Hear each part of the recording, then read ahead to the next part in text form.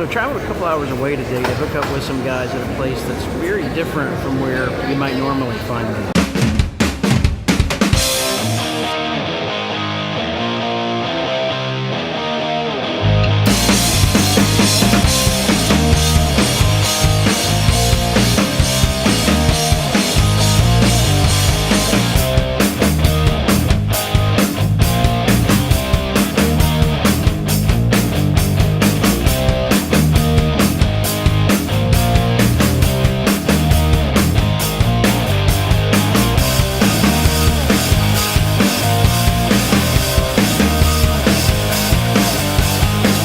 All right, like I said earlier, I'm at a tattoo convention in Tampa, Florida. And again, this isn't really a place that you would normally find me, but I came to hang out with some friends of mine today. Ricky Rogers from Risen BMX, Cody, and Brett. Cody, introduce yourself.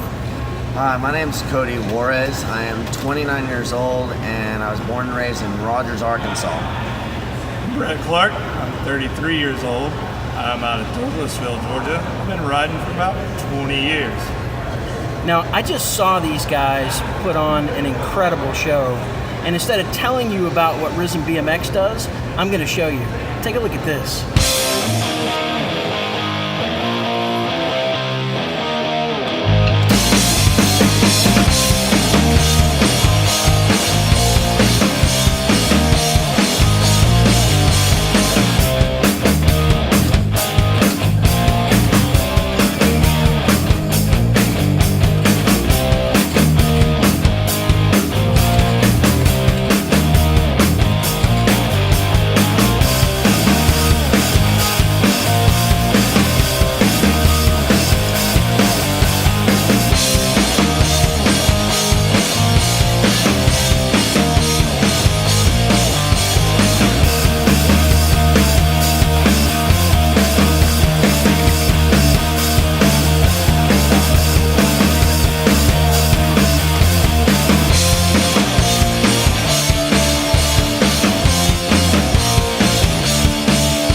Like I said, there's really not words to explain what these guys do.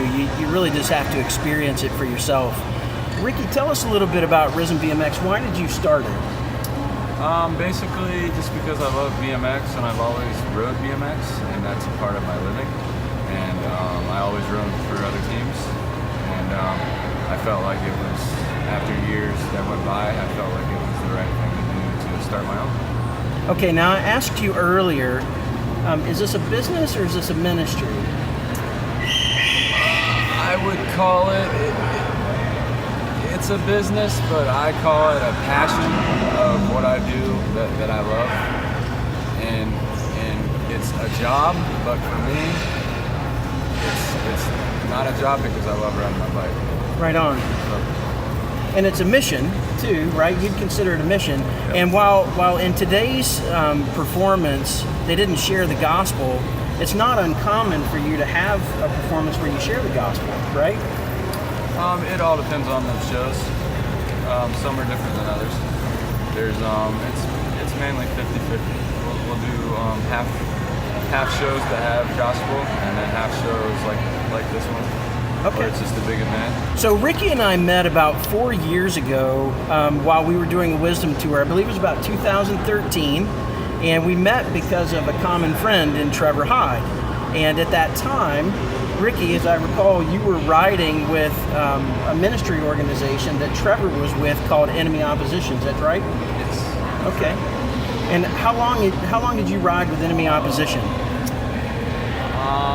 shows. Just 2 shows? Yep. Okay. Well, Trevor, thanks for the connection, man. So what did you do after Enemy Opposition? We always ride for different teams. And Enemy Opposition went a totally different direction. And we started doing, which Trevor did a few before with Outcast BMX, which is another ministry from Tennessee, Nashville. And then I also do stuff with Team Self-Destruct that connects as well with Outcast BMX. And then as long as I do shows for myself, my team, and another team called High Roller BMX. Right on. Which high roller is owned and ran by Brad? Right? Yes, sir. Right on. So Brad, tell us about high roller. Like Ricky said, I had ridden for other teams over the years, had done a lot of just touring around the country, riding for other people. I'd ridden contests, so I'd done a little bit of everything within the industry. And I thought, like Ricky said, it was time for me to branch out and do something of my own. And knowing some of the guys I had known for years and years and years, not only that, but being able to kind of give my story and my unique upbringing and things like that. I wanted to make a difference, give back to the sport, which has given so much to me. And that was the best way for me to do that. So I built my ramps, got some of my friends together. We started doing different events and booking different things and kind of learning as I went. Getting to spend a lot of good time with friends and being around good people and being able to spread the word and give my story and maybe touch a person or two. I've always said that if I could change the path of one person, that all the blood, sweat, and tears I've always put into it was always worth it. Right on. And you said earlier when we were talking that you really use the platform of positivity, right, versus ministry, and that allows you to get into schools and places where maybe ministry organizations may not be able to get into, right? Yes, in today's age and the way that things are going now, kids need somebody to look up to. They need a positive role model, or just a way to touch and get to interact with people. And so, yes, the positive message for me is the important ones. You can combine it with a faith-based message as well. So just being able to bring a unique, different message to reach people was what I was looking for. And I feel that most of the time I've been able to accomplish that. Right on. Cody, tell us a little bit about yourself. I was born and raised in Rogers, Arkansas. I started riding a bike about like anyone else when I was like 3-4 years old. I didn't start riding or getting into tricks until I was 13 years old. I'm 29 years old now, so it's been a while. I didn't actually start riding for any teams until back 3 years ago. I got picked up by Southern BMX Stunt Show, which is ran by one of my buddies, Danny Harrison, that I just met. And I have actually a couple of friends that ride already for them. And I ended up meeting some buddies. So it started with them, and I kind of started getting used to how shows and stuff work. And so I was like, okay. And, about a couple of years down the road, I ended up getting an invite from Team Self-Destruct. And so that opened the door a little bit more. And that's also where I first met Ricky. Awesome guy. Love riding with him. He's a beast. And I love actually that team because of the ministry. I was born and raised also in church, and I went to church until I was 22, I believe, 22 years old.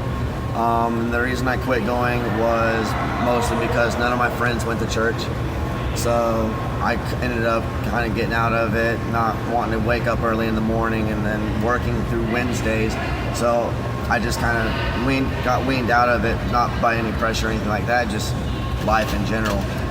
My faith still holds strong. I still believe in God and that He died for everybody and that miracles happen every day, and He has His intentions on our lives and impact. Actually, that show I did with Team Self-Destruct was bad, but it was good. I ended up getting helicoptered because I had a really bad accident. And long story short, as bad as that was, the next day they did a Facebook Live interview with me. And I was able to tell them, look, I know this was all bad, but we were there, we rode, to the best of our abilities, and we were there for one purpose. And if that wreck, made somebody think, wow, these guys are out here and, they're doing all this cool stuff and they're Christians, they know the Lord, and, they live for Him and, try to uphold His word, and this guy comes out here and gets hurt. It's like, wow, he didn't have to go and, risk his life, for the gospel, but he did, so if like Brett was saying, if one person, gave their heart to the Lord that day, it was well worth it. So the fact that I had the opportunity to share that on Facebook Live with their ministry, it was well worth it, and I was happy to do it. Right on. You know, one of the things that fascinates me about being at a place like the tattoo convention, now granted, I am as tattoo free as you could possibly be. I've always thought about getting a tattoo, but I am a needle phobe. I don't like pain, and so I'm a great big chicken. If you look at Mr. Ricky here, Ricky's got this great eyeball tattoo on his neck, and he's covered. I mean, he's got them on his arms, his chest, and everything. And I saw a shirt today. I think I showed it to you guys earlier, that said, "Having tattoos doesn't make me a bad person, like going to church doesn't make you a good person." And you know, that's so true. You know, it's interesting, Ricky. I look at you. He's got the snake bites right in his lip. He's got all these tats. Most of the time, he's got a fairly stern look on his face, unless you're talking to him, and then he's smiling. Ricky is a dude that if I approached on the street, I would be like, I'm not sure I want to hang out with this guy. He's going to kill me, or he's going to eat me or something. But I have to tell you something. Ricky is one of the most tender-hearted, soft-spoken, giving people that I've ever met. A little shy, too. He's very shy. Matter of fact, before this interview, he was super freaked out about getting on the camera. But you're doing good, man. I have to applaud you there. I'll have to add to that. One reason why I brought Ricky into just about every show that I ever did was Ricky was one of those guys that always showed up. He always helped you set up. There was numerous times where we were at shows for fairs that we were there for 9-10 days, and I needed to build a ramp. So who was right there beside me in the heat? It was Ricky. I could always call him, you know, hey man, I got a show, can you get here? So when you say tender-hearted, caring, that's him to a T. So I say that because I want us to be careful not to judge people by the way they look. It's pretty important because, like for me, like I said, I wouldn't normally come to a place like this, but quite frankly, with good friends and with people that I enjoy hanging out with, I'm not uncomfortable here. And just because somebody looks different than you doesn't mean that they're bad people, just like that t-shirt said. Also, you know, you can't find your way to heaven just by going to church. You know, the way you find your path to God, the way you find your path to heaven, the way you find your way into the kingdom is not by being a good person and going to church and hanging out with who you presume the right people to be are, but it's by having a personal relationship with Jesus Christ. And Ricky shared with me earlier, we have a common friend in Tim Fake, and Ricky found Jesus through Tim Fake's ministry, Fort Barakel, over in Winter Garden, right? That's correct. Can you tell us a little bit about that? Yeah, I'm not for sure of the year, but I live close by, so I started riding there, and they started doing Bible studies to where you come and listen for an hour, and then you ride free for an hour. So at that point, I still didn't know what I was doing. I was pushed as I was young to go to church. So it just I didn't feel like being pressured like that. So I never went. But Barakel has changed me from the riding. Since I always loved riding, I went and started getting into it, and started finding a good home there, and started staying in for the Bible studies, and that kind of turned me around. And you said that there was one night where, you know, you just kind of hit the wall, right? And you guys went back and you prayed. Yes, I was going through a tough time at that point, and I think the day before we went to Bible study, and when I showed up, actually Tim and his crew had a Bible for me, and they made it with my name on the bottom, and that just touched my heart tremendously. And then they were always there when I needed comfort.